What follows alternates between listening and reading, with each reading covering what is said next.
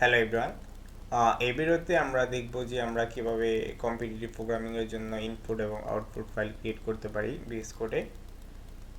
So এখানে আমরা একটা প্রোগ্রাম দেখতে পাচ্ছি। সো এটা হচ্ছে জাস্ট একটা ইউজার থেকে একটা ইনপুট দিবে অ্যান্ড ওইটা আউটপুট দিবে। সো আমরা যদি প্রোগ্রামটা রান করা ট্রাই করি, সো আমরা যদি ভ্যালু দেই 5, সো আউটপুট আসার কথা হচ্ছে 5। সো বাট আমরা চাচ্ছি যে হচ্ছে গিয়ে দুইটা ডিফারেন্ট ফাইল ক্রিয়েট করব। একটা হচ্ছে একটা ফাইলে আমরা ইনপুট দিব আর আরেকটা ফাইলে যাতে আমরা সরাসরি আউটপুটটা পেয়ে যাই। সো সেজন্য আমাদেরকে যেটা করতে হবে, সো আমাদেরকে হচ্ছে কি মেইন ফাংশনের ভিতরে কিছু লাইন এক্সট্রা লিখতে হবে। সো আমি জাস্ট লাইনগুলো হচ্ছে গিয়ে ডেসক্রিপশন অথবা কমেন্ট বক্সে দিয়ে দিব। সো আপনারা ওইখান থেকে চেক করে নিতে পারবেন। সো আমি লাইনগুলো এখানে জাস্ট কপি করে এখানে জাস্ট পেস্ট করে দিচ্ছি। সো ওকে, এই চারটা লাইন হচ্ছে কি আমাদের এক্সট্রা লাগবে আমাদের ইনপুট এবং আউটপুট ফাইল ক্রিয়েট করার জন্য। ওকে, সো তারপরে হচ্ছে গিয়ে আমরা হচ্ছে গিয়ে দুইটা এক্সট্রা ফাইল আমরা ক্রিয়েট করব। একটা হচ্ছে ইনপুট, একটা হচ্ছে আউটপুটের জন্য। সো এখানে হচ্ছে কি যে নামটা দেওয়া আছে ওই নামে আমরা ফাইল ক্রিয়েট করব। আপনারা চাইলে এই নামটা চেঞ্জ করে দিতে পারবেন আপনাদের নিজের মতো। সো এখানে যেহেতু ইনপুট ডট টিএক্সটি আছে আর আউটপুট ডট টিএক্সটি আছে, ওই নাম অনুসারে আমরা দুইটা ফাইল ক্রিয়েট করব। ইনপুট ডট টিএক্সটি আর আরেকটা ফাইল হচ্ছে আউটপুট ডট টিএক্সটি।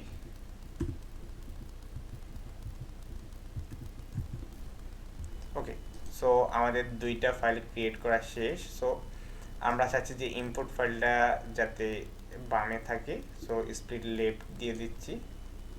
আর তারপরে আউটপুট ফাইলটা যাতে হচ্ছে এটার নিচে থাকে, ইনপুট ফাইলের নিচে থাকে। সো এটাকে জাস্ট স্প্লিট ডাউন দিয়ে দিচ্ছি। ওকে, সো এটা হচ্ছে কি ইনপুট ফাইল, এটা হচ্ছে আউটপুট ফাইল। আর এখানে আমাদের যে সি প্লাস প্লাসের যে ফাইলটা, ওইটাকে জাস্ট আমরা বাম পাশে ড্র্যাগ করে দিচ্ছি। ওকে, সো এখান থেকে আউটপুট ফাইলটা আমরা রিমুভ করে দিচ্ছি। সো এখানে হচ্ছে এটা হচ্ছে কি আমাদের মেইন যে ফাইলটা সি প্লাস প্লাসের, আর এটা হচ্ছে ইনপুট ফাইল, এটা হচ্ছে আউটপুট ফাইল। সো এখানে আমরা ইনপুট ফাইলে হচ্ছে গিয়ে যে ভ্যালুগুলো দিব, সো ওইটার হচ্ছে এগেনস্টে হচ্ছে যে আউটপুটটা আমরা এখানে পাবো। সো আমরা যদি প্রোগ্রামটা রান করি এবার, সো আমরা দেখতে পাচ্ছি আউটপুটে আমরা আমাদের প্রত্যাশা অনুযায়ী আমরা 5 পেয়েছি। সো আমাদের হচ্ছে গিয়ে বেটার আন্ডারস্ট্যান্ডিংয়ের জন্য হচ্ছে গিয়ে আমরা হচ্ছে কোড ফোর্সের একটা প্রবলেম আমরা দেখতে পারি যে আসলে এটা কাজ করে কিনা। সো আমি চলে যাচ্ছি কোড ফোর্সের একটা প্রবলেমে, রিমুভ স্মল এস। তো এই প্রবলেমের যে ইনপুট যেটা, এটা এই ইনপুট স্টেটমেন্টটা আমি জাস্ট এখান থেকে জাস্ট কপি করে নিচ্ছি। অ্যান্ড কপি করার পরে আমরা চলে যাচ্ছি বিএস কোডে। দেন হচ্ছে কি আমরা এখানে জাস্ট ইনপুট ফাইলে পেস্ট করে দিব। সো এটা হচ্ছে আমাদের ইনপুট স্টেটমেন্ট। আর এটার জন্য যে কোডটা আমি এটার সলিউশনটাও এখানে পেস্ট করে দিচ্ছি।